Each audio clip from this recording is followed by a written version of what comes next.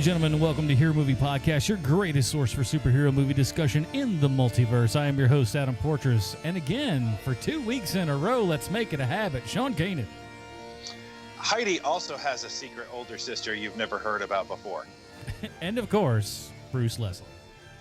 I'm a prickly pear, and since Thor got a haircut, we look like twins now. It's almost as if I didn't know who I was watching when I was on the theater. I'm like, okay, wait, no. Suspension of disbelief. That can't be. It can't be. I know, man. It's uncanny. Actual swooning happened. Actual swooning happened in the movie theater while I was watching it this weekend. Many ladies were swooning for sure. And we have no doubt that the world was swooning as this week's review of Thor Ragnarok has hit the world by storm, man. Just this shy of $500 million this weekend worldwide, boys. Woo! That's not bad. Not too shabby. Good. I think it's like, what? I'm glad. 94% on Rotten Tomatoes, man. They are not playing around over there at Marvel. They are really getting all up in it. And so we're going to be talking about that today. That's well over $400 million more than my books made this weekend. just by they just outdid you by that much. He's holding up. He's going to his wife. He just goes, "Honey, have you seen the returns yet? I think Thor might have beat you." No, bottle again. Oh! I broke $2. Well, we're retiring early this month, I see. So yes, another month has come around, and another month of the lovely people that go over to patreon.com/HMP.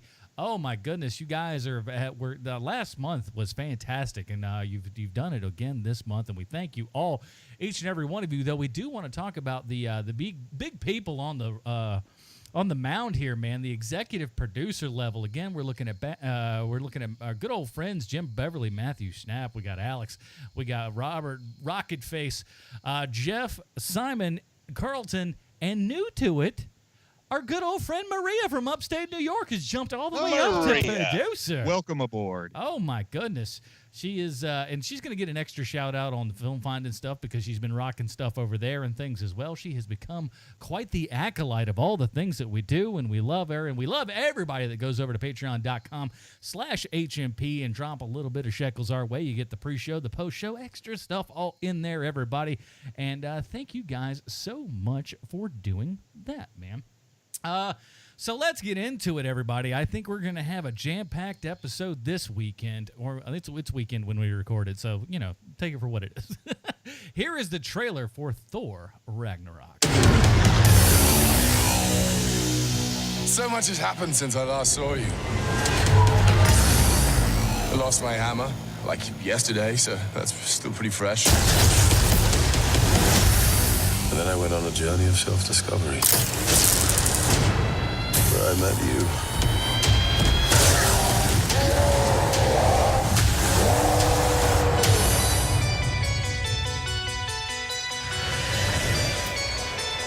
Where are we? You have no idea. Hela, the goddess of death, has invaded Asgard. Oh, I've missed this. And you and I had a fight recently. Did I win? No, I won, easily. Doesn't sound right. Well, that's true. Asgard is dead. And it'll be reborn in my image. I thought you'd be glad to see me. We need to stop her here and now. To prevent Ragnarok, the end of everything. So I'm putting together a team. Like the old days. Surprise! This will be such fun. Hello. Hi. He's a fighter. Here we go!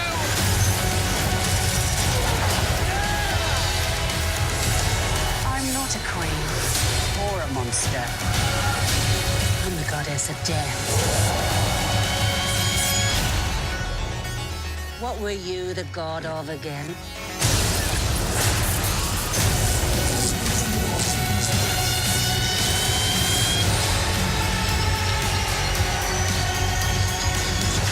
We're the same, you and I. Just a couple of hot-headed fools. Yeah, same. Hulk like fire, Thor like water.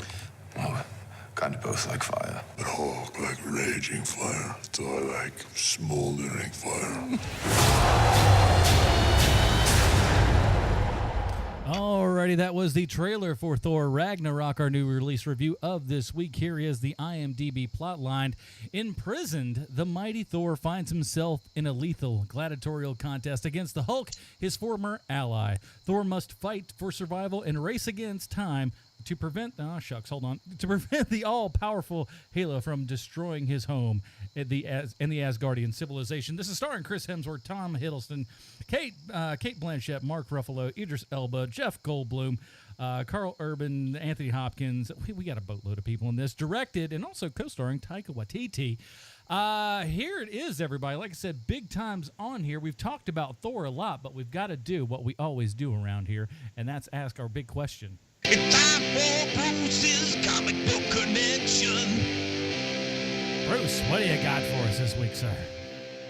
Well, there's a whole lot of comic book stuff in this movie we haven't covered before, so strap in. It's going to be a bumpy ride. Ooh. And I guess we'll start with Hela, the Norse goddess of death who lives in Niflheim. And in the comics, she happens to be the daughter of Loki, though it's a different incarnation of Loki.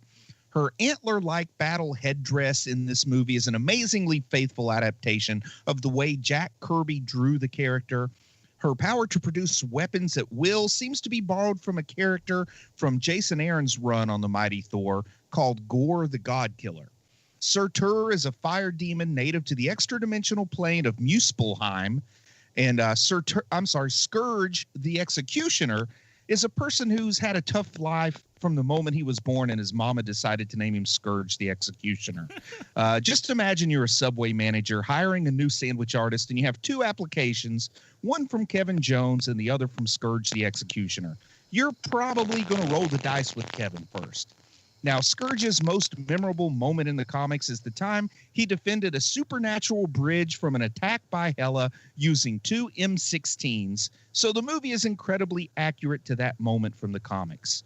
The planet Sakaar is famous from the Planet Hulk storyline that this movie conflagrates with Contest of Champions to create our story world.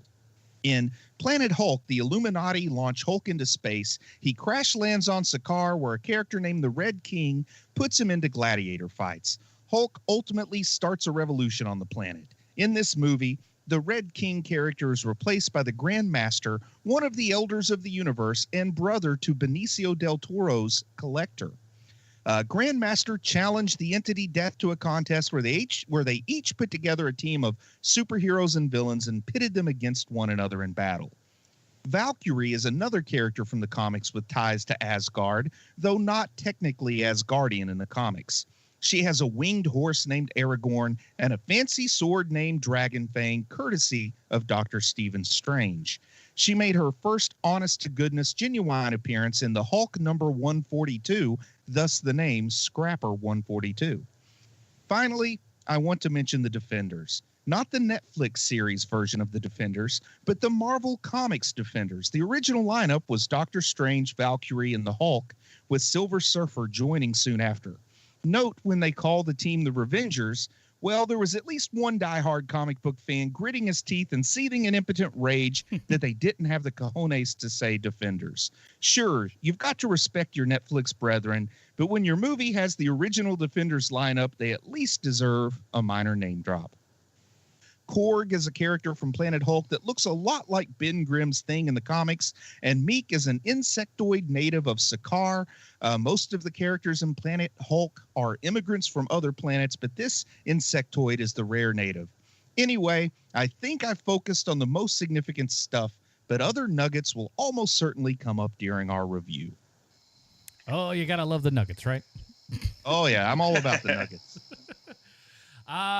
So let's talk about this, man, because this is I think this is most people's biggest thing with this. And by the way, I'm sure that we get a lot of brand new listeners with the huge episodes like this and everything. So just to let everyone know, we do talk about everything within the actual movie that we review. So spoiler alerts, all that kind of good jazz. We talk about everything beginning to end and stuff. So if you haven't seen the movie and don't want to be spoiled, not sure why you're listening, pause right here and then come back when you're ready. And, we'll still be here. We're not going nowhere. And there's probably a chance that we may drop some moderate level spoilers on other Marvel movies if they pertain to this one. Well, and again, most of our stuff could also be very much guessing at that point as well, because, like you said, there's some stuff in here that matches, some stuff that not necessarily, goes with the flow, if you will. But let's just talk about this, because this seems to be wildly talked about, is that this is probably, outside of maybe Guardians and stuff, this is probably the funniest Marvel Cinematic movie we've gotten yet. It's legitimately funny also. Mm-hmm. It's not Marvel funny, where a lot of the times some of their jokes land flat, but you laugh anyway because you're in on the joke, Right, where it's like insider jokes. These jokes work outside of knowing who these people are. It's the question that kept coming up with people that I spoke to this weekend about this movie, because they were like, hey, how was it? And I always, and my first thing is, it's really funny. And then their next question is always, is it funnier than Deadpool? And no, it's not, but it is very funny. And it's not trying to be Deadpool. It's more trying to be Guardians of the Galaxy, but it works. This movie to me, I really, really like this movie. And the other thing that came up this weekend was where does it fall in the Pantheon? Because now Marvel has, 17 movies that they've come out with now? I think that's about right.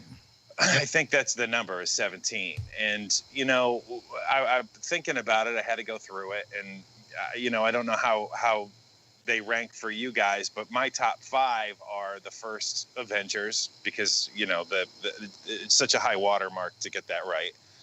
Then it's Winter Soldier, then the first Guardians movie, then Civil War, then second Guardians movie, and then I put Iron Man after that, and then comes Thor Ragnarok. I really, really like this movie. Well, that's not a bad list there. I think so. Bruce, what are your kind of order? Well, I'm glad you made the caveat outside of Guardians of the Galaxy. This might be their funniest movie, because as hard as this tries, and I do like this movie, don't take this as a negative, but this isn't Guardians of the Galaxy, though it's trying to really remind us of Guardians of the Galaxy a lot here. None of it taking place on Earth. Very few Earth-bound characters here. But it's funnier than their non-Guardian stuff, and it is legitimately funny. And I think some of the jokes that work best for me work because I am familiar with that other stuff. I know, Sean, you'd mentioned that there's the legitimately funny stuff that if you don't know the characters, you still laugh at it. But some of my best chuckles came from having, pretty intense knowledge of these characters after 17 movies, 18 if you count Big Hero 6. So I've been with these guys for a long time. Right. But top 5 for me, for me, it's always Avengers as number 1, the first Avengers. I probably, and it's going to depend on the day that you ask me, but I'm probably going to put Guardians number 1 and Guardians number 2 as 2 and 3. And depending on the day, I might flip flop which one goes where. I'm going to throw the first Iron Man up there at number 4. And then probably put Civil War at number 5. And this is, then I have to start really picking stuff apart and see where this falls. But there's a good chance this could be 6. It definitely will be the highest ranking of any of the Thor movies for what that's worth. Yeah, for me, I agree with you. To me, Thor has always been an also-ran. I mean, I like the character, which I never thought I would. And as much as I lean into comedy, I'm surprised I don't have this one in my top 5. But the humor in Avengers works a little bit better for me than the humor here. But it's not that this falls flat. I'm just comparing, Babe Ruth to Joe DiMaggio here for all those football fans out there. Listen to you. What about you, Adam? Well, it's interesting for me. I think I would probably put mine's a little bit different from I think most people's. I'd probably put Doctor Strange at number 5. Really? Yeah. I just something I love the visual. I love the storytelling of it, and I don't know. I just like kind of going out there a little bit. I'd probably put Spider-Man: Homecoming there at number 4. Ant-Man at number 3, Guardians at 2, and Captain America: First Avenger at number 1. There, I have a, but especially Captain America is not too surprising for me because it's it's Joe Johnston, who's very much a kind of Spielberg acolyte, and I'm a big Spielberg guy, and so just having that sort of traditional tale and the old, back in the 40s and everything with it, it really it works for me. It's probably one of, if not the best origin movie that there's ever been in comic books, I think. Wow. How did I know that your list was going to be so totally and utterly different than mine and Bruce's? I'm an odd cat. Well, here's my question for you guys. They really leaned into a retro theme on this one. And I think I can understand where some of the impetus was for that in the beginning. And then I think some other things happened in the last couple of years that made them want to really roll with it. But I do think this movie has just maybe a touch too much of an imposter syndrome. Because obviously the retro feel from the 2 Guardians movies throw that into the cosmic nature of it all. I think originally it was mainly going to be a love letter to Jack Kirby's Cosmic Adventures, and they do a good job of that. But just overall, the retro feel, which I'm a real sucker for nostalgia, so I like it. I'm just curious what you guys, where you come down on it. I've heard people say like this is the movie that Flash Gordon should have been. Personally, I think this movie would have been perfect if painted on the side of a series of 1982 Chevy conversion vans with the little bubble skylight on the top, and they just drove down the highway and you watched it like a weird animatic.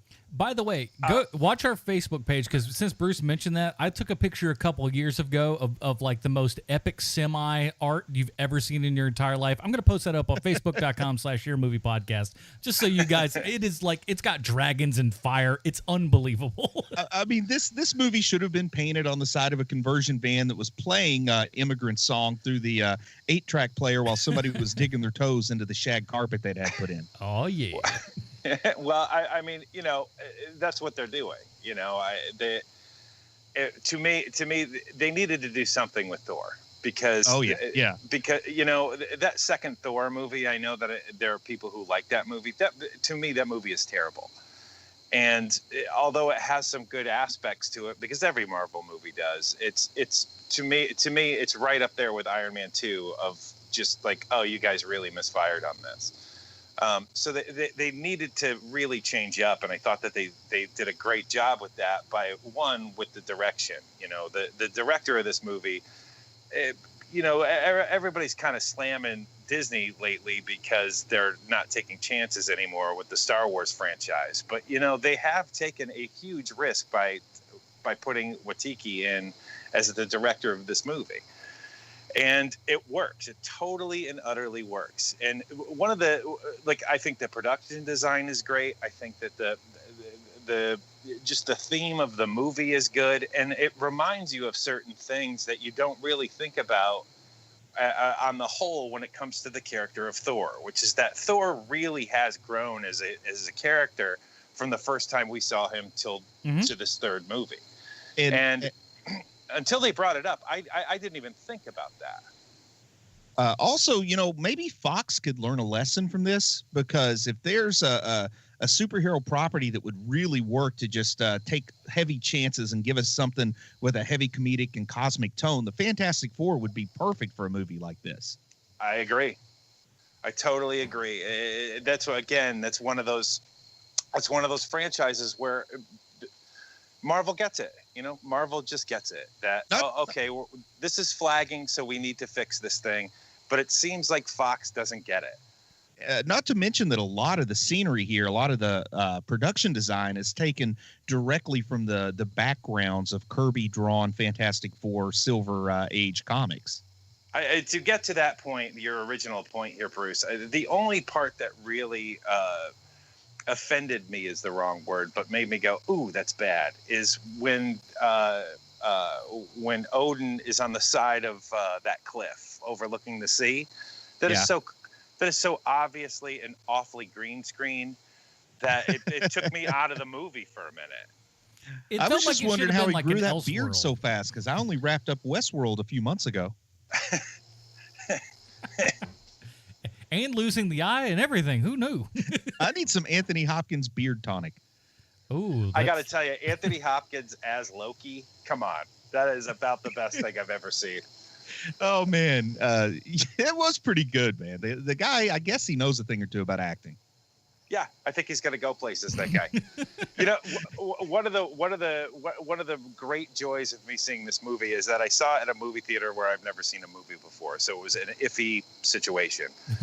And I think, Adam, you're probably more prone to talk about these things than Bruce is. But so I go into the theater and there's people talking and the phones are out and it's making me nuts. Well, I get the heebie-jeebies, man. But then the second that the movie starts, everyone stops.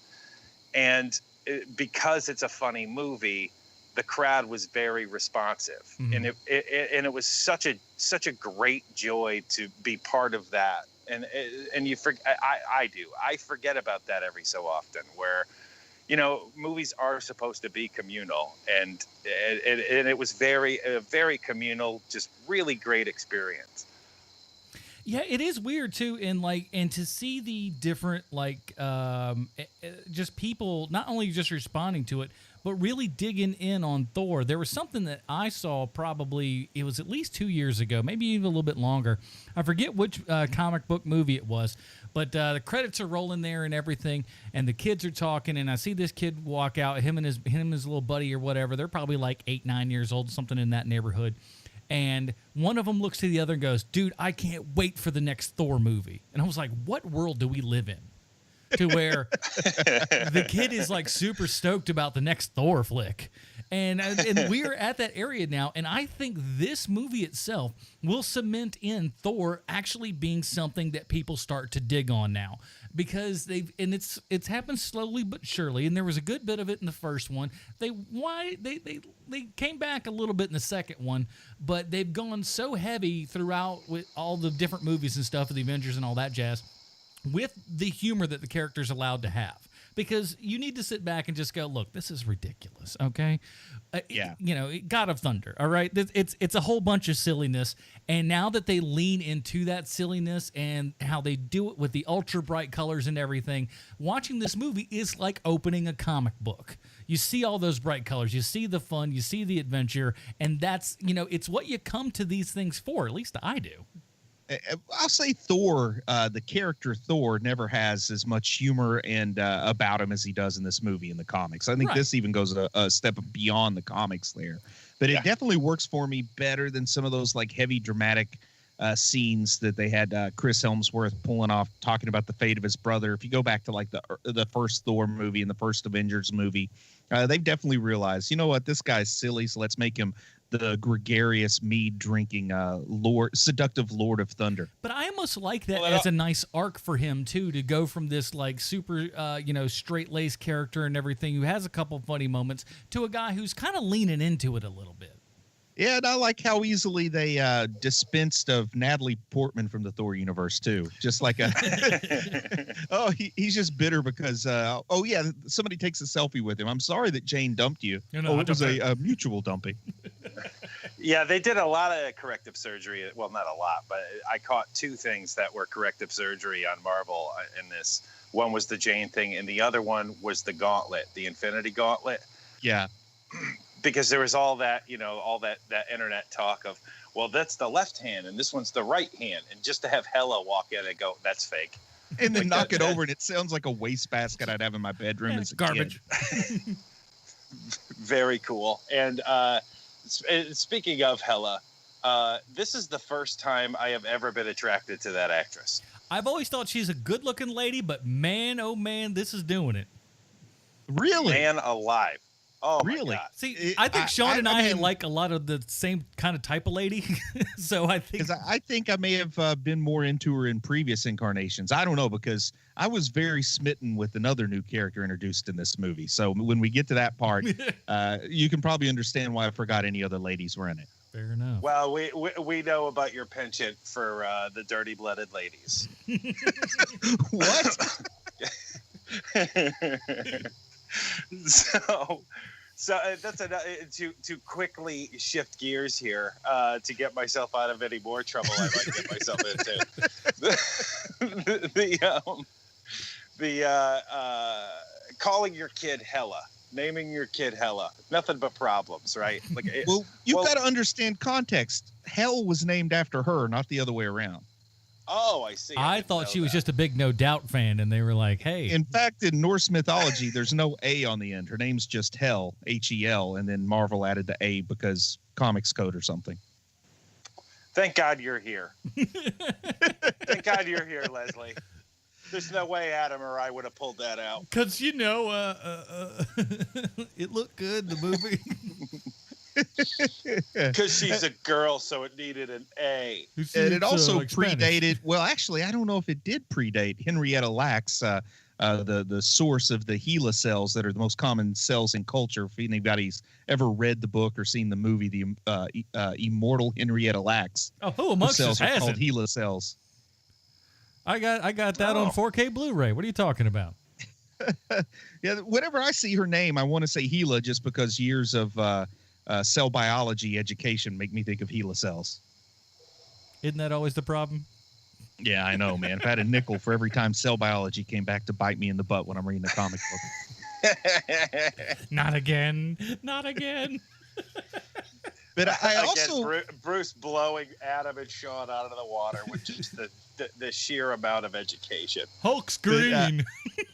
Now, I do like... I want to talk a little bit about the play that's been commissioned by Loki in the form of Odin. Oh, I love it so much. We can't spin past this because there's a whole lot of fun. And number one, I speculate it was an elaborate plan to get Sam Neill to take over the role of Odin for future movies. That would have been awesome. Love it. Love it. And then Matt Damon, I'm not the first person who's noticed this, but I have to share that Matt Damon as Loki looks like Tommy Wiseau. There's a little bit of that in there. Matt Damon is not in he's not in his Jason Bourne shape in this movie, which I actually love even more, is that it's a little bit of out of shape Matt Damon. And it's funny because in the room, Tommy Wiseau kind of imagined his character was Matt Damon. You'll tear me so apart, it's this Lisa. weird tail wagging the dog phenomenon here. So good. Go ahead. My audience exploded with this thing. Like the play itself. And I got to be honest with you, I did not know that was another Hemsworth brother playing Thor until I looked it up on IMDb. Yeah, I had no idea there was a third Hemsworth. Yes. Now here's the fun of this, right? Okay. Just to give you a little backstory, for the first Thor, the youngest Hemsworth brother said, hey, I'm going to audition for this Thor thing. Brother Chris came along and said, okay, sure, I'll tag along to this. They found him, kind of running some lines and stuff. And of course, the old classic Hollywood, hey, what about that guy? Brought him in and he got the role. Right? Oh, that's why some brothers hate their brothers. Yeah, but he should really hate him for this thing, because come now, hey, we got a chance for you to actually play Thor. You may not be Thor himself, but you'll play a version of Thor. Now get the older Hemsworth brother in there to dig in even further on the younger Hemsworth brother. That's Here's how I like to imagine. You'll never even play it.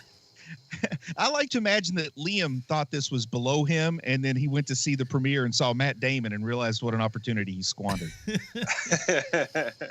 Well, this is the brother that's on Westworld, right? Yeah. Oh, yeah. I didn't know that. Mm-hmm. Yeah. I've seen all of Westworld. I didn't know that was a Hemsworth brother. Yeah. I know exactly who he is when you say that. Like, I'm suddenly picturing the security guy. I know who you're talking about, but I never made that connection. So Hopkins got this guy the gig. Yeah. And also Valkyrie was on Westworld. That's right. Big connections. I big think connections. any American or anyone else would give their younger brother who didn't get the shot at being Thor that role. But no, the Australians just go, no, I'm going to give it to the older brother and screw you a little bit more. So great. Now, which one is there a Hemsworth married to Miley Cyrus? I think the youngest one, I think there was a dalliance. I don't know if that led to anything or not. I'm not too up on the culture, but I'm picturing like a secret wedding or something. I don't know. I thought somebody might be married to Miley Cyrus. Who's to say? Man, when it comes to that stuff, I know as much about celebrity gossip as I know about cell structure. Well, I can tell you the day-to-day activities of Billy Ray. I'm just not that big on Miley. There's only one Cyrus I follow, doggone it. You get the newsletter like me. Hey, me and Billy Ray sported the same haircut during the 90s. And some odd into the 2000s, which was embarrassing, but hey, you do what you have to do. So where are we? So after the play, then Thor figures out the Doctor pretty Strange, quickly. Yeah, of course, it's pretty obvious to him. I think we should go ahead and jump to Earth, unless you've got some more comments about the way Thor figures it out and kind of pins him in with the whole Mjolnir trick. But they go to Earth, man, where Stephen Strange comes into the picture. And the way that they teased Benedict Cumberbatch's involvement in this movie at the end of the Doctor Strange movie, and sort of the way that some of the news reports and things reading up to it, I expected more Doctor Strange in this movie, and I'm not saying that there wasn't enough. I just was surprised that his role was limited to a very short sequence. I figured it was about as much as we were going to get. I think it's more than enough, and I'll get to it at the end of the show. And, obviously my in the know kind of thing. I knew Valkyrie was in it. I knew Hulk was in it. When I heard Doctor Strange was in it, my brain went straight to the Defenders. So I thought Doctor Strange was really going to be in it, like the Hulk is. That's where you get in trouble, being a nerd again. But when the little sparkly lights made the circle around Loki, did you immediately know that was Doctor Strange, or did you think maybe it was something Asgardian? I assumed as much. I mean, because it was like, it's I don't know, it's pretty fresh in my mind, the Doctor Strange stuff. So, how about you, Sean? I had no idea. There's so much tomfoolery in this movie. I had no idea what it was. I knew thanks to my 10-year-old. He said, "Oh, that's Doctor Strange stuff. It makes that sparkle when he does a circle." So I knew right off the bat, courtesy of my 10-year-old son. That's very cool, man. He's quicker on the uptake than I am these days. That is very cool. It's better than my brother, who took all the way to the end going, "That was Matt Damon?" I'm like, gee whiz, Dad. Come on, man. Now,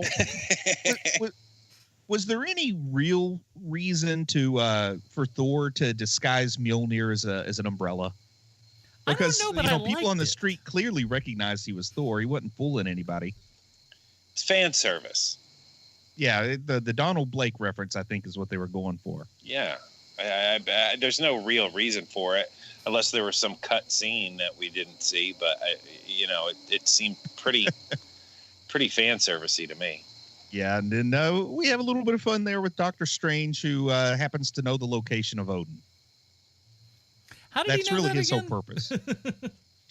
You could just see it.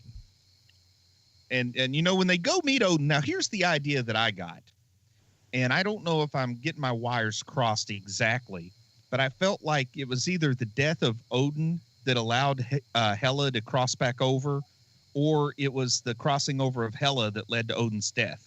Which way do you take it? It's got to be a chicken or the egg thing. It's the first one, because he keeps warning Loki and Thor that Ragnarok is coming because he's dying, specifically because he's dying. But you also got to remember, these guys are like close to 500,000 years old. And I mean, how many times in our short lives have we heard people say the end of the world is coming to the point you just tune out those news stories? I wonder if they think, oh, this is just our crazy old dad telling us the end times are approaching. He's been saying this since the dinosaurs roamed the earth. Has he? Is that what that character does? Because I don't know. I'm just trying to like consider it, as an option. I feel like in the comics, it seems like the threat of Ragnarok has to show up every 3 years, ever since 1963 or whatever. Sure. Bruce just thinks Odin ties one on and starts spinning a yarn yet again. I'm telling you, that Ragnarok, that's coming, boy. That's coming. Yeah, Ragnarok. You say this every This is like the 15th October. Ragnarok since we came here. The old man's going off on it again. Oh, boy. But I was a little surprised at just how powerful they decided to depict Hela as when she showed up. Do you mean the reveal that she's deaf, or that she was just her power set was so big? I mean the fact that she's able to just pretty easily handle Thor and Loki, because normally in the comics it would not be uncommon to see Hela and Loki working together against Thor, and he would defeat the two of them. Well, I think with a lot of these, Marvel super villains and whatnot, we have to see them kind of do a little bit more and seem to be a little bit more of a threat, because sometimes they seem to be threats in almost words only, I guess. or like, hey, I'm gonna do this. If you don't do this, I'm gonna do this. But like, she's coming in and kicking butt from the get of go. Yeah, and without hesitation. I mean, the way she destroys Mjolnir. I really wish they hadn't spoiled that in some of the trailers, because that's like the first thing that came out on the first teaser. Also, I wish they hadn't revealed her wearing the full antlers in the trailers too, because that would have really given me a little pep in my step if I'm watching the movie and I think, okay, so they wussed out. They just have her with hair. They're not going to give her the accurate headdress. Then all of a sudden that thing would have popped up without me expecting it. I would have been real happy. I like how it came on too, more or less. It was just kind of like a brush back sort of, like it wasn't. It seemed right. And looking there's a lot of nice touches. Yeah, looking closely at it, I think that there was a practical headpiece that was used in some scenes. I don't think that was purely CGI, was it? I wouldn't be surprised. Yeah, I would think that there's a real life component. It's not that outlandish. But yeah, they call up the Heimdall. We'll find out is on the run. Which these Thor movies. It's been a while since Dark World, hasn't it? Yeah. I mean, was that like 2012 or so? I feel like it's been a long time since Dark World. It feels like it's been a long time for sure. But I thought for some reason maybe Heimdall was dead. So I guess I'm glad to know he's not dead. But, they get called into the Bifrost. And this was a really nice way because I was kind of wondering, how are they going to swing this story in the direction I know it's going? Because I've seen enough of the previews. I mean, it starts this off in the middle of Planet Hulk in the first preview where Thor's fighting the Hulk. So I'm wondering, how are they going to pull that shift? And then I think they do it great here, having Hela toss him through the Bifrost, essentially, as she goes back to Asgard. That was pretty cool. I got to say that once the Heimdall reveal happened in my movie theater, one of my favorite moments was this little kid went, yes, when he showed up. Big Heimdall fan, that guy. Well, and here's the thing, too. I kept waiting for him to say something about forgetting the face of his father or whatever, but that never happened. Idris Elba's really become, like, especially since the first Thor, has become such a big star now. Like, back in the first one, it's like, yeah, he'd been in some things, but it wasn't stuff that everybody knew. Not everybody was a fan there. The Heimdall fan? Not Heimdall. Luther? Luther fans, or the the Baltimore. Why is it the stupid thing? The Wire. I'm like, why is it not coming to name The Wire? People, that wasn't ubiquitous, but now he's everywhere, man. And it's great to see him finally go like, oh, sweet, we got this great character that everyone knows. And I totally forgot he was in The Wire. Mm-hmm. Man, am I remembering this wrong? But I seem to remember, and maybe it was a little CGI effect, but I remember them making him look really, really big and bulky and muscular in the first one. And here he looks like Idris Elba really looks. Well, he had a lot of armor and stuff on in the big one. And then with the headdress and all that kind of jazz, it made him even look super bigger. Yeah, I just remember the first time I saw him thinking he looked like a Masters of the Universe character. Yeah. That's how you do it. Yeah, but I liked Heimdall as the rogue, protecting the people and using his abilities, because it's so easy to forget that he actually does have a pretty impressive power, being able to see the whole universe at once. I kind of thought that just sort of went along with being there at the Bifrost, like he had some kind of interface, but apparently it's his own sorcery. I thought so too. We get to meet, one of the two coolest Urbans working today, Carl Urban. Not to be confused with his twin brother Keith Urban, but we see him as Scourge, and that's kind of funny, man. He's a good actor. You know what I mean? The guy, he can do action and comedy, and he does the comedy pretty good here with Scourge. I like it that when we're being introduced, he's talking about the M16s and knowing Scourge's character arc from the comics. I don't know, are those M16s just a little Easter egg? Because sometimes Marvel gives us a little Easter egg, then we never see it again. Or is he actually going to do the whole last stand on the bridge as an Asgardian with machine guns? And we see that they ride that out to its comic conclusion. That guy just can't catch a break, it seems. He's in everything. He's great in everything. And he's still not that just massive star. And it's a shame, because he is a terrific actor. And I think maybe his biggest role is probably McCoy at this point. I feel like he deserves more than that. But McCoy's not a small role, but still, I feel like he. I wish Judge Dredd had become a franchise. Yeah, if that really took off, that would have been he'd be even bigger. Today. And inevitably, in the third movie, the bad guy would have to be played by Sylvester Stallone as Judge Dredd. Man, that would have been perfect. Call me 2000 AD. I know you got my information.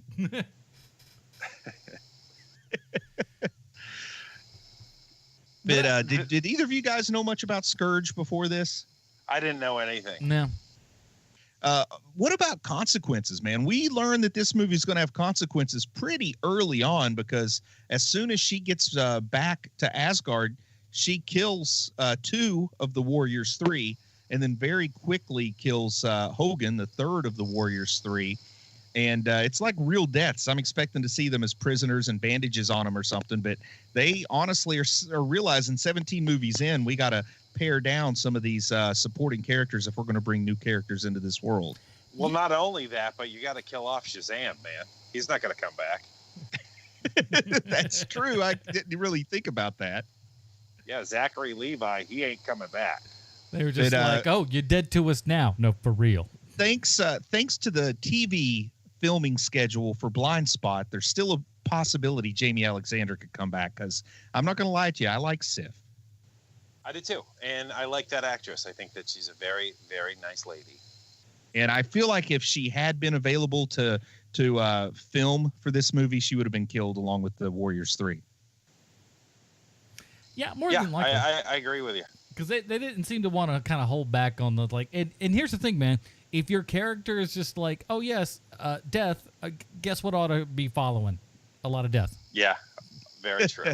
And I like it. I didn't know if they would bring in like a really accurate Fenris, and when they had the big giant wolf come back to life too, I was pretty happy with that. I bet you were. Well, man, we need to get to Sakaar. We've been talking a long time and haven't really talked about Sakaar yet. What do you think of Jeff? What do you think of Jeff Goldblum, man? Like the way that he plays this character. First off, I love it. Very different from the Grandmaster in the comics. The Grandmaster in the comics has blue skin, and they give him like that little strip of blue on his chin just to let us know that they're aware of it. But I think he would have looked kind of silly all blue, And at the same time, too, you'd probably, like with the audience that we have and everything, would automatically just get a lot of Yondu vibe going on, and they probably don't want that. Not only You're that, absolutely but right. And not only that, but you got Goldblum, man. Let Goldblum be Goldblum, and he is at his very Goldblumiest in this movie. Yeah, man, I got Sam Neill and Jeff Goldblum back together again. Man, I know it.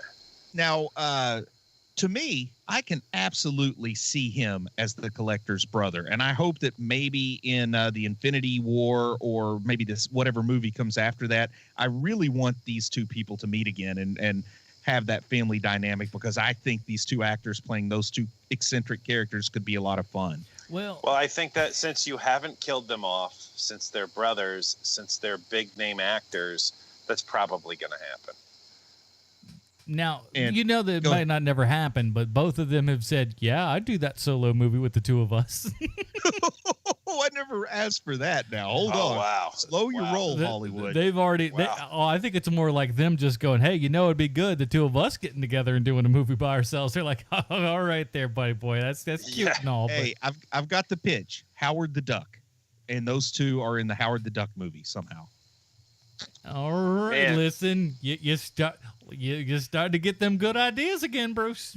I was going to say that all of these ideas that have been pitched Marvel will make hundreds and hundreds of dollars off of that in popcorn sales alone.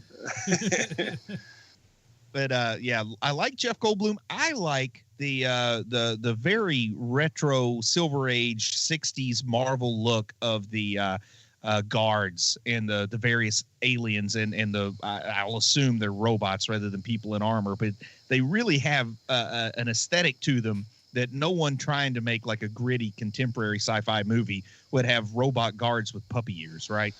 No, they really lean into the Kirby drawing and especially in that world. It was great. And Topaz is the first Malibu Comics character. You know, Marvel bought Malibu Comics, I guess, in the 90s. How well, man, I have not thought about Malibu Comics in, forever. Wow. Well, Topaz, the lady assistant that the Grandmaster has that doesn't like Valkyrie very much, she's from Malibu Comics. Man. Did not know that. From the Maxim verse or whatever it was called. Who's their most famous character? I have no idea, man. At this point, I would have to say Topaz because it's the only one whose name I can think of at the moment. She's the only one to be in a movie that made $500 million on its opening weekend, so that means her. Good enough for me. Yeah, me too. I do like the way. Please help me, guys. The director's name, the correct way to say it. Taika Waititi.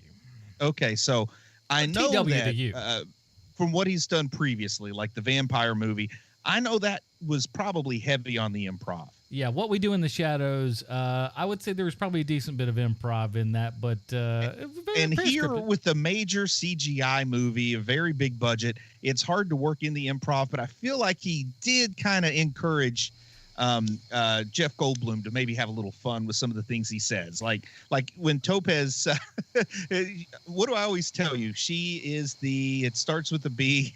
And then Topaz says trash, and he has this whole back and forth. There's later when he says, "You interrupted me," and she gives him the stick with the yellow or the orange ball on it. He goes, "You're giving me the melt stick? All he did was interrupt me. That's not a capital offense." Like, I feel like some of that, he had a line that he just kind of ran with a little bit.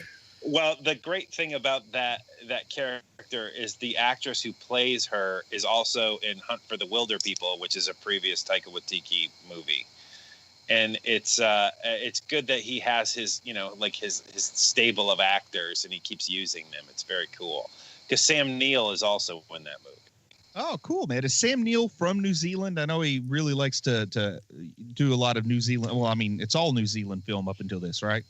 Well, he is either from New Zealand or Australia. I can't remember which one. They're all the same people. Watch all the Australians start writing in. Oh, no, please. They're like long distance apart, man. Long distance apart. In kilometers, nonetheless. But anyway. Listen to that. But also, I think this director understands a certain joy that people get from improv, because there's this scene where Thor is talking to Hulk. And you can't have like this huge, I mean, how many hundreds of thousands of dollars per second are they spending rendering this Hulk with a Ruffalo face? I'm sorry, Ruffalo face. Boy, that's a whole new thought. Wow. Totally. All right. Well, yeah, Ruffalo is what I meant. That's the hero. 90s She-Hulk. But there's a part where, the Hulk says, yes, but Hulk like raging fire, you like smoldering. And then Chris Hemsworth like starts chuckling as if he's losing it. Like he gives you that kind of laugh that's like, in a sketch show, you can appreciate this, Sean. It drives you nuts. But when a person is breaking character because they're laughing at the other actor's antics on stage, he gives you that kind of laugh, like a Carol Burnett, like a Harvey Korman, Tim Conway, kind of like trying to hold back the laugh. Where I know there couldn't be improvisation of that level with a big CGI Hulk, could there? Yeah, absolutely there could, because they did it with Robin Williams with Aladdin, where they were like, just go. And then they animated around his improvisation. I would imagine that there was probably a bit of that for this movie. Now, it's interesting that you say that, because Tim Allen was actually just on Adam Carolla's podcast like last week, and he was talking about the original Toy Story and stuff. And my favorite line in that film he talked about was an improv line of him just saying, "You're a sad and pathetic little man, and I pity you." That was an improv line, and they laughed at it, and they were just like, "Oh, crud, now we've got to do all this other work and stuff." So it depends on how they do it. Yeah. Well, anyway, also this is the kind of movie that has a budget that they're doing more than one take also. So the fact that it looks like Thor is cracking up there means that the director liked that to be in there. Like, that's not slipping through like it would in an episode of Carol Burnett. Well, the real question is who did the actual line readings with him on set? Was it Ruffalo or was it the director? It was Gilbert Gottfried. I read that in the behind the scenes. Hulk is like raging fire. Stan Lee said it. It's also not the only improv line in this movie, I don't think, because there's that whole Revengers scene where they're talking about revenge, and then they get to Ruffalo, and Ruffalo goes, I don't have anything to revenge. Also, I think Ruffalo might be good at winging stuff because just and I've gotten to appreciate him so much since he's been Bruce Banner, because he's an actor I couldn't have given two pipsqueaks for in the past. But man, I love him as Banner. But then the whole thing where he's like, I don't want to fight your sister. This seems like a family issue. Like something about his delivery there just wins me over. I've always loved Ruffalo, man. And when I heard that that's who they were getting for Hulk from this point forward, I was like, yes. Big fan.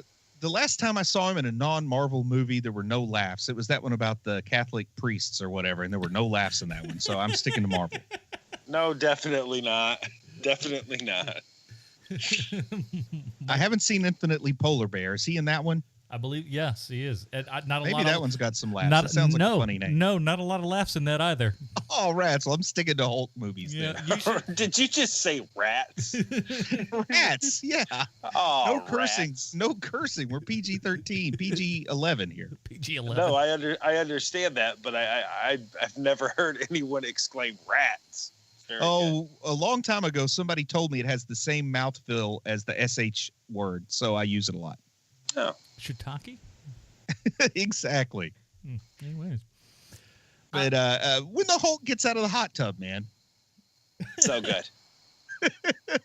And I'm sitting there thinking, like, thank goodness there's not an unrated version, first of all. Well, because I'm very well versed in human anatomy. And one thing that I know is that I know that Sir Mix-a-Lot claims to have an anaconda. And I'm not the kind of person to call Sir Mix-a-Lot a liar, though I don't think he was ever actually knighted by the Queen. I think he just calls himself that. ooh. I haven't seen his paperwork that proves he's a knight of the realm or whatever. But something tells me that whatever the Hulk has could literally spit John Voight out if it wanted to. Oh, my gosh. And John Voight winks at the camera. Just picture that, folks. That is the universe in which the Hulk lives. Wow. Well, I do love Thor's line for that. That's burned into my brain now. It's very good. And as far as I know, there are 3 groups of people that can honestly claim to have anacondas. Of course, Sir Mix-a-Lots can claim to. I'm going to allow him that, even though, like I said, I don't know that he's a knight. Of course, Incredible Hulks. Incredible Hulks definitely have anacondas. And then I think just playing the odds, probably podcasters. And that's the only 3 groups of people that really have anacondas. Ridiculous. And Milton Berle. Well, he was a podcaster before podcasting was a thing. This is true. We have gone down a very dark road. They do give us a little butt cheek view, man. And I got to say, the Hulk's pretty toned. And yet we still keep going down that rabbit hole. Yeah, still going. So, I do like how they kind of give the old look, man. He may be going down this like perma Hulk road, if you will.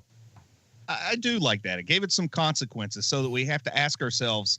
First off, it did 2 things. If this were a lesser movie in terms of the confidence the studio had behind it, I would tell myself, okay, that's so they don't have to spend money on CGI Hulk anymore. We're just going to get Banner through the rest as a money-saving thing. But I knew that movie wasn't this movie.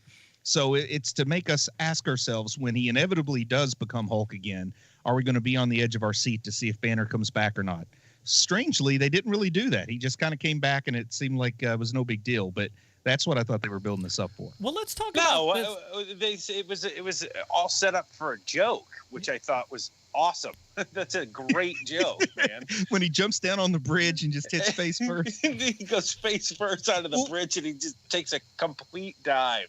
Plus, it leads to all that back and forth kind of joke where Valkyrie says, there's something familiar about you. And he's like, there's something familiar about you, too. And Thor, of course, knows what it is, but doesn't want to let either of them in on it. But we haven't really talked about Valkyrie yet. Tessa Thompson. And I got to say, man, she's adorable. Yeah, I mean, I didn't. Adorable wouldn't have been the first one I would have wanted to. I mean, she's okay. I mean, I'll give it to you. I mean that in only the most positive of senses, man. But I got to tell you, I've seen Westworld, but she never caught my eye like she did as Valkyrie. Something about the tough renegade falling drunk off the edge of her spaceship at one point, firing the big space version of a Gatling gun. I like this character, and this is one that I was glad to see. There wasn't a lot of the kind of internet grumbling that happens, for example, when Michael B. Jordan got cast as the Human Torch. You know, I didn't hear a single grumble about that with this that's because people don't know these characters at all. Some people know Valkyrie. If nothing else, I think they got it all out of their system with Heimdall when the first one came around. Yeah, and then all of a sudden when people figured out who that dude was and what he does, everybody's like, "Oh, that's right, we're okay with it. We were all a bunch of silly heads." He's great. But they did have the flashback where it shows all the Valkyries riding against Hela. And then there's one particular Valkyrie that like turns around and takes a sword in the back or whatever to save the Valkyrie of this movie. And that one looks like drawn directly from the comics. So it's kind of cool. They did give us an Easter egg of like the comic book Valkyrie. But man, I am glad they went with this actress because she's fun. She does the humor. She does the physical part. I really like this actress. I think she's going to have a big part in the future of Marvel movies. They've said she will be in the Infinity War. Is Angela? Does she show up in this movie? No. And her, I don't know, man. I she's got kind of a complicated business side of things with her. I don't know that they'd be in a hurry to put her into a movie. That's true. Created by Neil Gaiman, first showed up in Spawn. Suddenly she became like Thor's sister without any good explanation. Yeah, it's like a weird half McFarlane, half this and the other. There's like 15 different people that are all involved with that, and they even had problems doing that back then. Yeah, and they wound up with some kind of weird trade where Neil Gaiman gave up rights to medieval Spawn, but in turn he got Angela. So bizarre.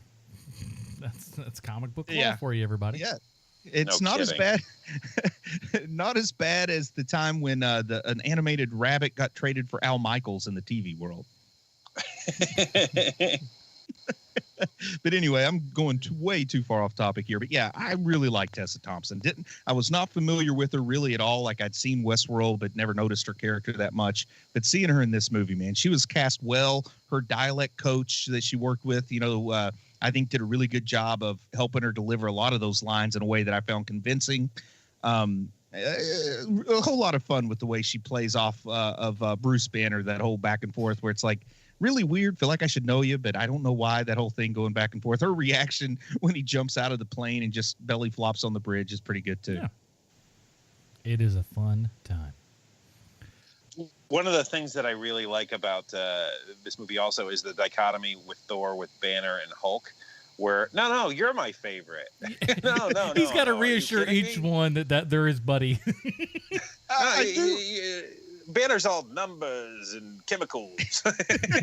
I do love the way they play a lot of that off, though. They really make Thor look to be selfish, which is kind of true to the character. That's why I got turned into Donald Blake in the first place in the comics. So I kind of like that.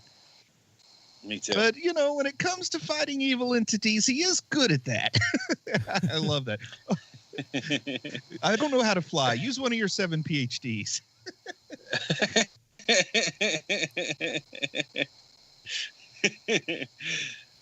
But they do start a revolution there. They convince Valkyrie to work with them. Of course, you get an obligatory double, triple, quadruple cross from Loki. I lost count. It might have been up to a septuple cross by the end. He keeps going back and forth, but he shows up on the side of the heroes at the end, which is kind of what that character needed to do for this movie.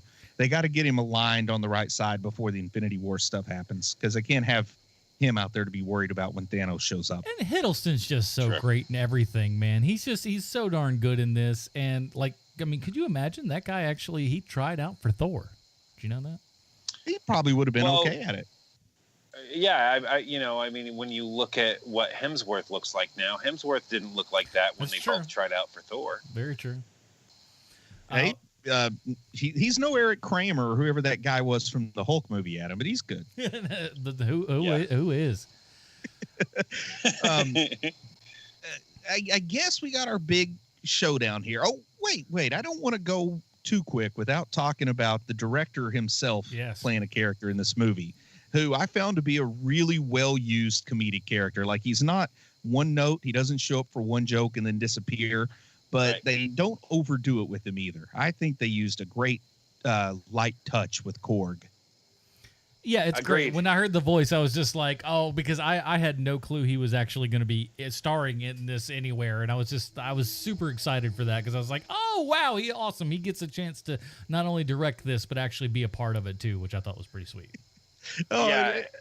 I didn't even realize this until somebody else brought it up on Saturday to me. But Taika Waititi, he probably knows how to make a good superhero movie from being in such a bad one, because he's in Green Lantern. He plays Hal's sidekick guy. He plays Pie, but they don't call him Pie in Green Lantern, in the movie. Yeah, probably a good choice not to call him Pie Face. Probably not. And so he probably learned, don't want to do that. Oh, that's not a way to do that. Nope, don't want to do that one. And so he is a good actor. He's in a lot of stuff. And at first when I heard that voice, I thought it was the guy who plays Murray from Flight of the Conchords, but then realized, oh no, it's the director. And it would make sense that he's doing Murray's voice because he did direct so many episodes of Flight of the Conchords. And also, I don't have an extended knowledge of Polynesian bouncers, but some of the stuff I read about the behind the scenes of the production, apparently he based a lot of this voice and the way this character carries himself after Polynesian bouncers that he knew, who were like these massive guys working the door at bars, but they had like this high-pitched, mellow voice that just didn't seem to fit. And he thought that was perfect for this character. Now come here, fella. No, hold on. Yeah, exactly. Hello, Doug. I love that whole. I mean, his humor is like the perfect amount of dryness, but really hits home, and it almost you could believe he's not saying it because he thinks it's funny, but it comes out like the whole, oh well, goodbye, new Doug. Yeah, that's the same thing Doug thought. And then when he runs, he says, "Get out of here, ghost man!" Just out of the blue, he runs out and kicks the wall after Loki's already disappeared. He's going to come in and be the hero at the end. The whole story, he started a revolution and didn't do a good job of marketing, so only his mother and her boyfriend, who he can't stand, showed up. He's like, I don't even like him. This, man. This is such golden writing around Korg. The best written character in the movie.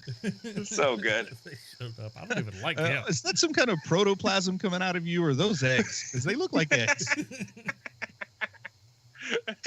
Meek's dead. I've just been carrying him around because I feel bad about it. And then he hiccups or burps or something. Goes, Meek's you're alive. So good, man.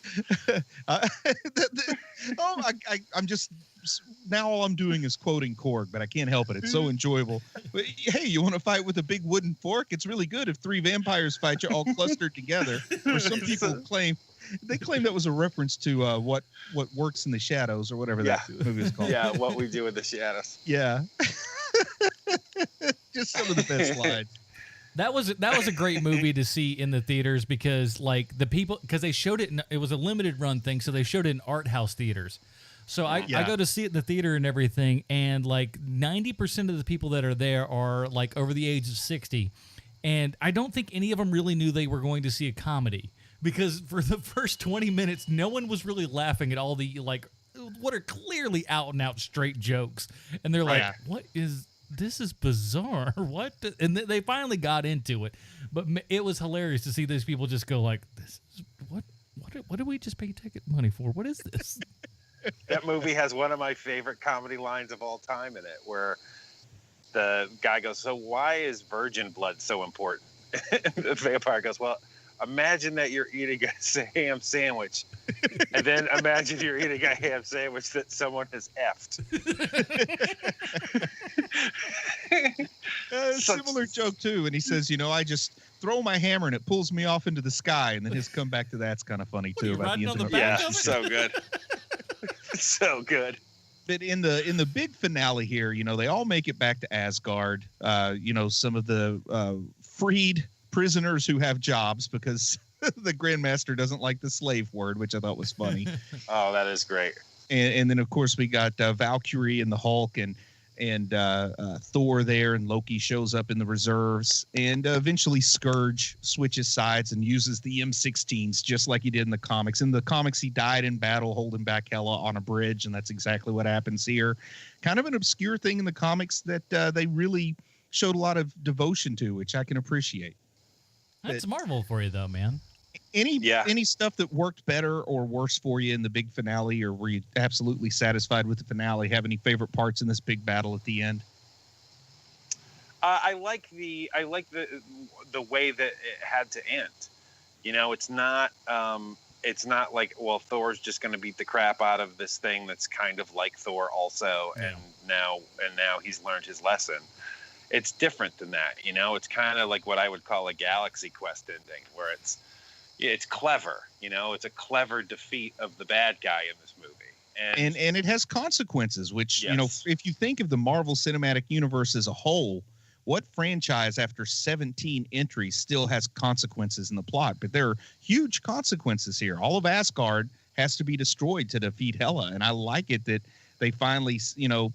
So often do they say the only way to destroy them would be to destroy the whole world, and then they find out some other way to do it at the end. I like it that they didn't back down here. And I also thought it was hilarious when the Hulk attacks Surtur near the end. He goes, "But big monster!" You know, there's we mentioned this briefly at the beginning of this episode, but it really does seem like we're going to see a guard shift here in Marvel, because that's how they're leaning, you know? Yeah.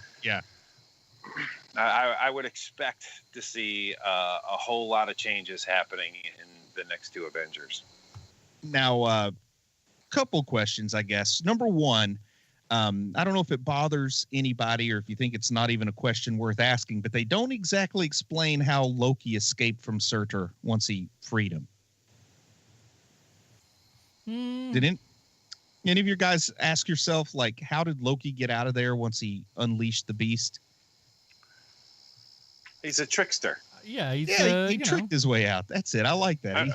Well, I mean, Bruce, Loki has died 17 times in these movies now. You know, like, he's going to get out. Yeah. And then Loki's going to Loki, man. Come on. They give Korg another great line. Don't worry, the foundation's still there. You can rebuild. Oh, well, foundation's not looking so good now. But we know where they're headed. Adam, do you know where they're headed? Where will the new Asgard be the next time we see it in a Marvel movie? Oh, you know, one of those. I'm thinking we go to like a populous place where there's like a lot of cool, interesting people, and it's all super hip and stuff, right? I'm thinking Broxton, Oklahoma. Yeah, I think that's the opposite of what I just said, Bruce. Yeah, I hope to all that is holy they go with Broxton, Oklahoma, and that could even open the door for a potential siege kind of storyline too. I think it's got to be, right. I don't think there's any other option. Straight out of Broxton, man. It's got to be Broxton, Oklahoma. If they don't take them to Broxton, a lot of people are going to cry foul at this point. What'd you think about Thor losing his eye? I thought that is one of those things. For a second, you just go, "Oh wait, no, that has happened in the past." So that, you know, it makes sense. It would have worked better for me if he lost his arm, because for quite a while in the comics, he's had a prosthetic arm, like a magic prosthetic arm, because he lost his arm against Gore, the God Killer, or something. And when that battle was going down, I didn't expect him to lose his eye. I expected him to lose his arm, because it's almost a little too heavy-handed changing of the rulership of Asgard from Odin to Thor to go with the eye patch route. You must have this many eyes to rule. But isn't that... But in Old Man Thor, isn't that what he has? He has the eye patch, right? Yeah, he does. But he's also got the prosthetic arm. And I think if they'd given him both, I could have went with it. But if they're just going to choose one, I think the arm would have been kind of cool, because people really would have freaked out at the arm getting cut off and then have him show up with the magic Uru arm or something. They're like, look, we're going to give Misty Knight a robot arm. Do you want to give everybody a robot arm? Is this how you want to work it? What would be great is if Misty Knight debuts her robot arm with no explanation on Netflix. Thor just flies down, yanks it off, sticks it on his arm, and flies away. This is mine.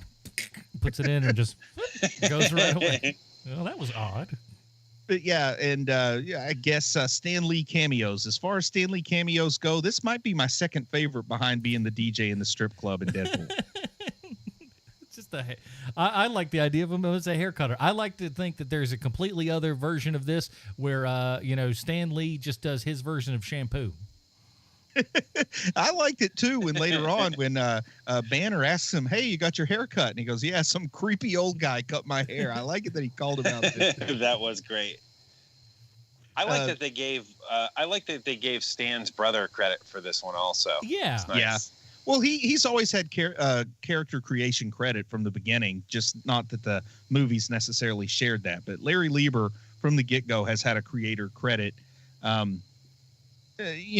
for better or for worse. Well, no, it's nice to see like that, and then with the last Superman flick to actually, the last Superman Batman flick to actually see Bill Finger get some credit and stuff. Yeah. So it's been nice to see people that have been kind of pushed down and shut up for so many years to at least get a little something. Yeah, it's another one of those situations though where I think Kirby created it and other people piggybacked on there, including Larry Lieber. Hold on, wait a second. That sounds unprecedented. I mean, yeah, the three of them came up with it together. Never mind the fact that Kirby had pitched a Thor comic to DC back in the 50s. Whatever. But anyway, it is what it is. I don't want to go down that sanctimonious road right now because this was a good time.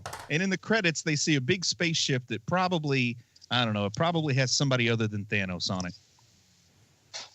So you think other than Thanos is on this? No, man, there's no way there's anybody other than Thanos. I'm like, who do you think? It'd be great if they got confused on the makeup and the screen comes down and it's Josh Brolin as Jonah Hex driving that thing.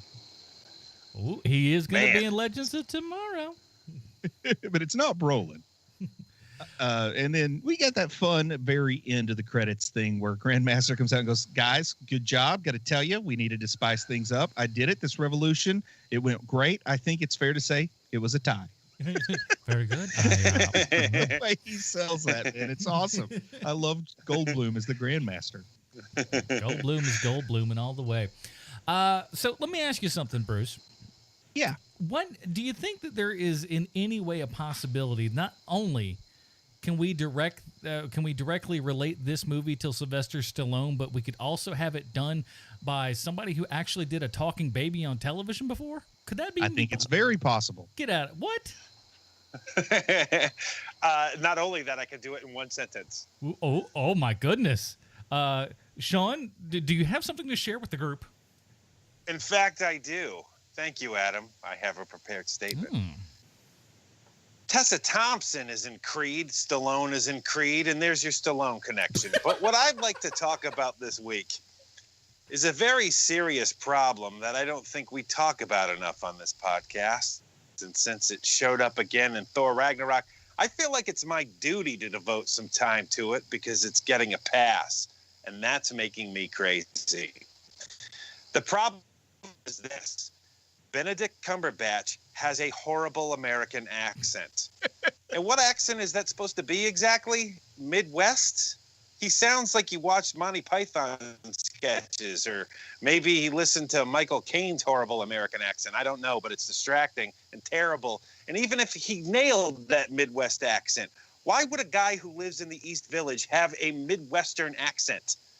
And not to pile on, but when Cumberbatch has the Doctor Strange costume on, he gets that same look on his face a cat gets when you try to put a hat on it.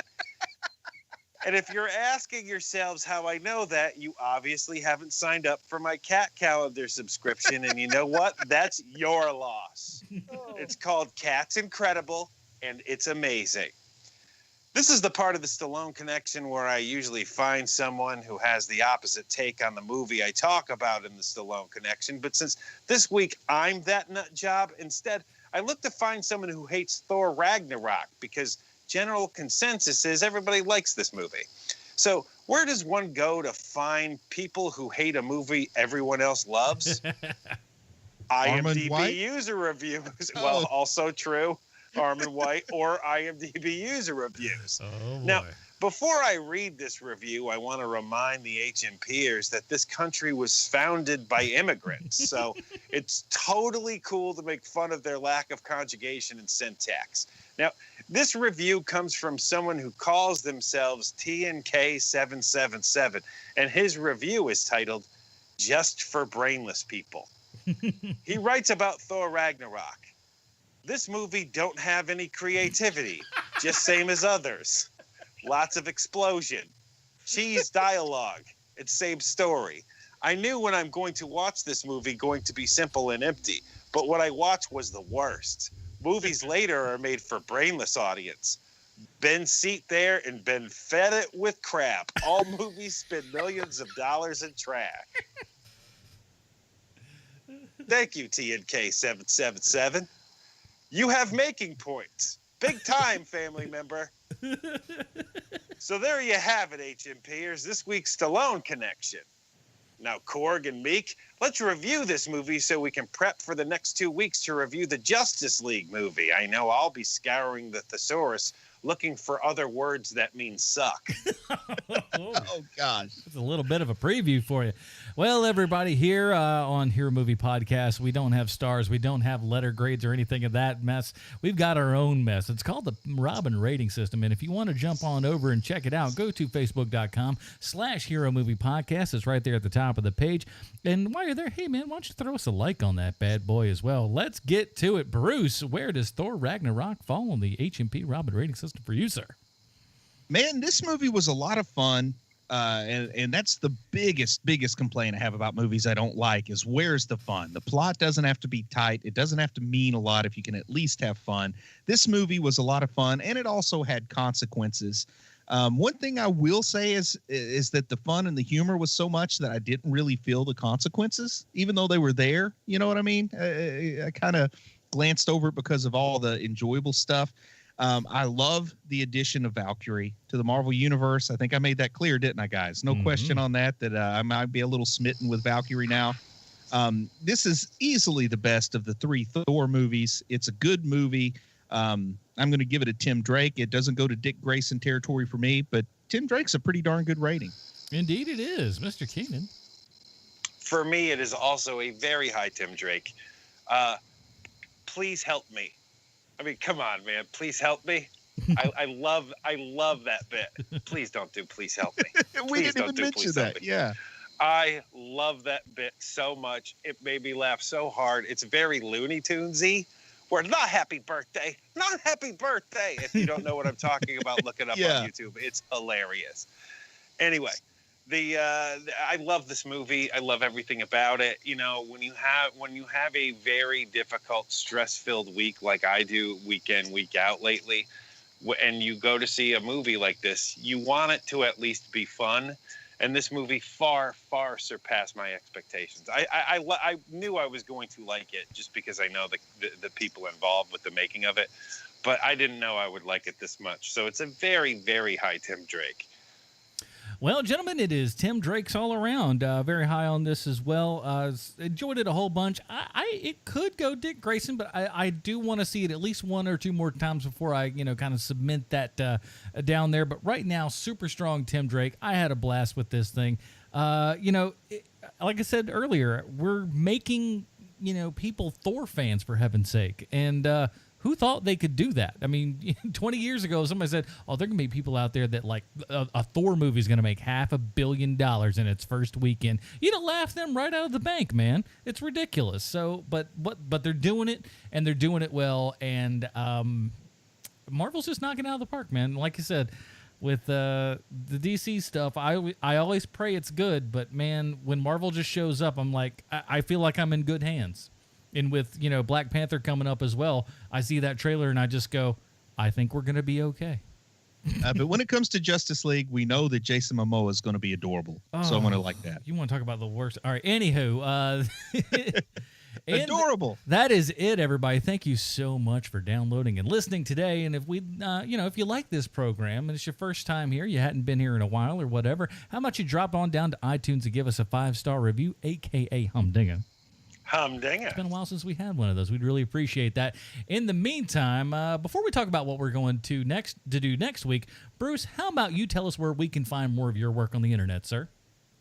Nerd Spawn Genesis, available on Amazon. It's a book written specifically for the folks that listen to this podcast. I mean, how often can you say somebody actually took the time to write this book just for me? Well, if you're listening to this podcast, that's you. You have to check it out. It's got Tunica, Mississippi, West Memphis, Arkansas, Charlie Cheese, references to Five Nights at Freddy's, the awesome movie known as Jonah Hex, dissociative identity disorder, cool cosplay, Hot Wheels versus Matchbox cars. What more could you want for $2.99 on Amazon, the price of a single issue of a DC comic? It's enrolled in Kindle Unlimited, so subscribers can read it for free.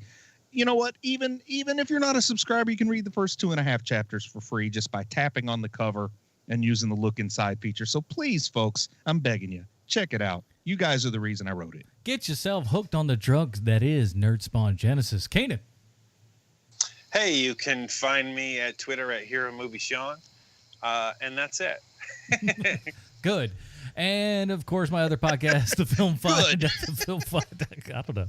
TheFilmFind.com. We missed last week, but we're doing this week, and we are doing double show this week, man. So we have got so much big stuff here for you. So take a look at that, TheFilmFind.com. And on Monday evenings at 10 p.m. Eastern over at Twitch, you can just easily go there at NerdTalkNow.com, and that'll bring you directly there. I do a show called Nerd Talk Now, where I talk all kinds of nerdy stuff and whatever, man. So check that out, and all the episodes are archived there as well, so check that out.